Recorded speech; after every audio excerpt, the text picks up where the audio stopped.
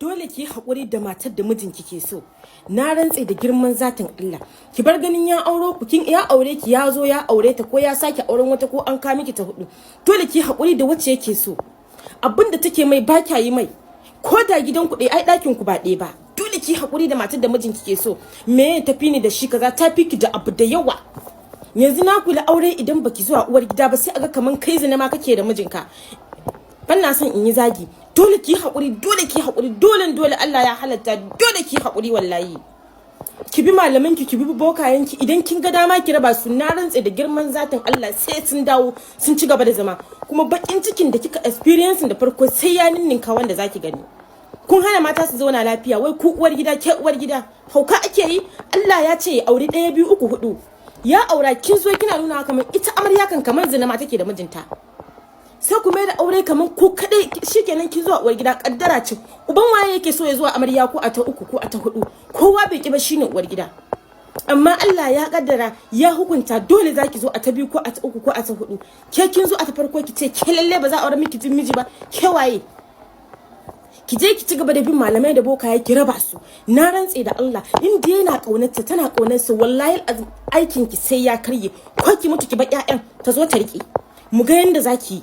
Kina kabari sai a hasko miki duniya a ce kalli abin da kika aikata. Nan gashi nan ya zo na da matarsa lafiya lau. Kin ki bari su zauna lafiya. Idan kana auren miji ba ka zo a uwar gida ba jika sai a ganka kaman kai kan ma dan iska ne. Kaman zina kake yi da miji. Ɗan kutumar uba. Ina dalili ban san in yi amfani da zagi. In dai baka zo a uwar gida ba yanzu a zamanin mun nan gani ake kaman wallahi tallahi ba aure kake yi ba.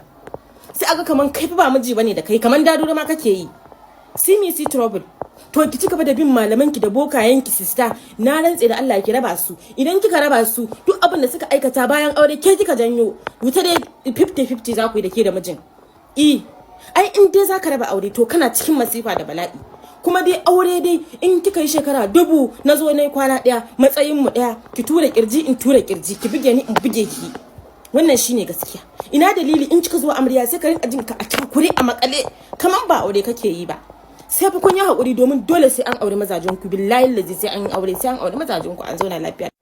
Ana ba da zabi first choice, second choice har zuwa inda aka tsaya. A makaranta kenan. Waye ya kiye samu first choice din abin da yafi so? Waye ya kiye samu a ce yau shine uwar gida a gidan mijinsa? Amma tun da Allah ya hukunta aka haifi mata da yawa fiye da maza, to billahi lazi dole sai an aure mijinki. Ki ci gaba da raba su, shi kuma sai ya bita. In ya bita kuma duk abin da suka aikata out of marriage za ku yi 50-50.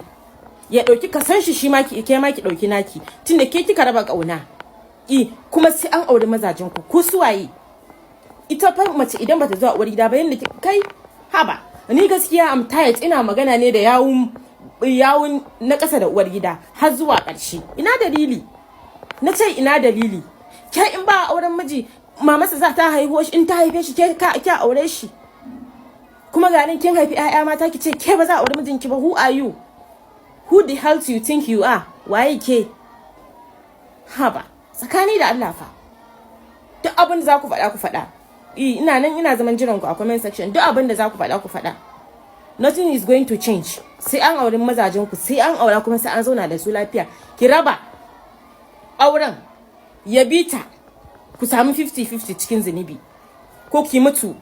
Kina mutuwa ka rike ƴaƴanki, kina kwanta a kabari a hasko miki a ce kalli abin da kika yi, kin ga suna zani ƴaƴanki kuma an rike su lafiya lau.